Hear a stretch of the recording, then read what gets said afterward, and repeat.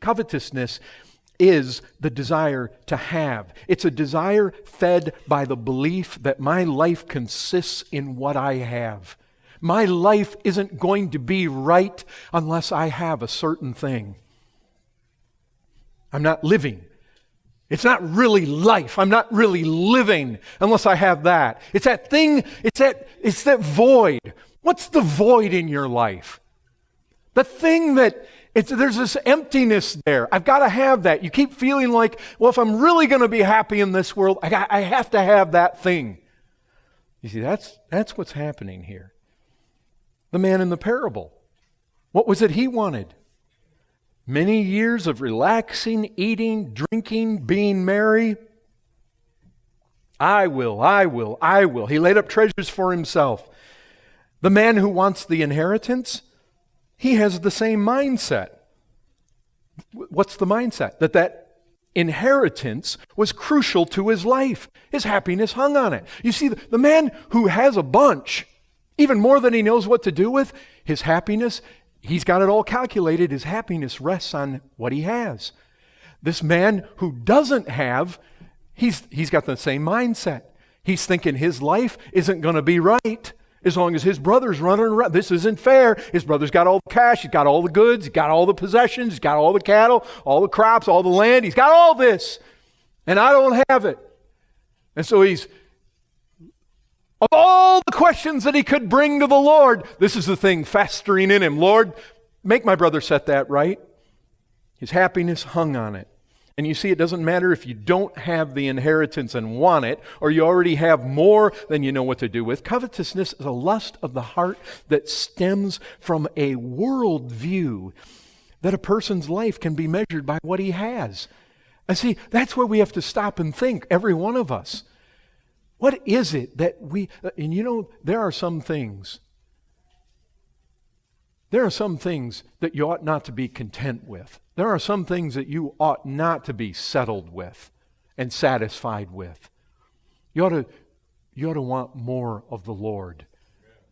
You ought to want more holiness. But that's not what we're talking about here. We're talking about stuff. What defines your life?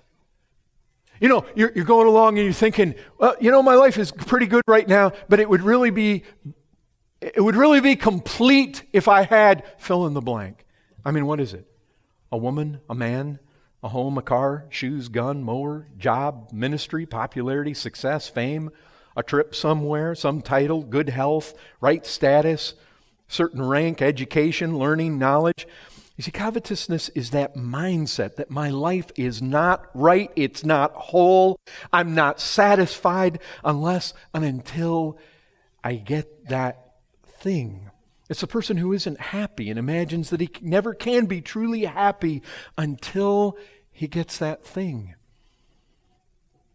And yet what I find most interesting is what's said a little further down. Notice if you drop down in Luke 12 and you get down to verse 33.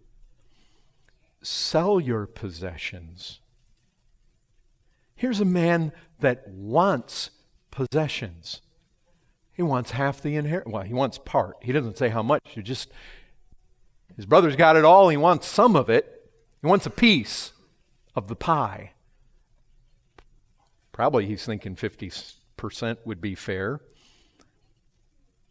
And Jesus flips this thing right around. Instead of thinking about all the possessions you should be getting and that your life is incomplete with that, maybe you ought to see that your life is incomplete until you start actually selling your possessions. You say incomplete? Well, yeah, because obviously he's saying that you sell your possessions to get some money bags here that you obviously would not have if you didn't sell the possession that you have. Sell your possessions and give to the needy. Provide yourselves with money bags that do not grow old, with a treasure in the heavens that does not fail, where no thief approaches, no moth destroys. Where your treasure is, there will your heart be also. Stay dressed for action. You know, when you hear this kind of thing, stay dressed for action, what does that mean? Be ready for when the Lord comes? How? By having a proper mindset when it comes to stuff here. That's what's on the table here. When he talks about a man being dressed or a woman being dressed for action, keep your lamps burning, be like men who are waiting for their master to come home from the wedding feast so that they may open the door to him at once when he comes and knocks. You see, you don't go and open that door at once when he comes and knocks if you've got all this stuff over here that your life is invested in that you think you have to be happy.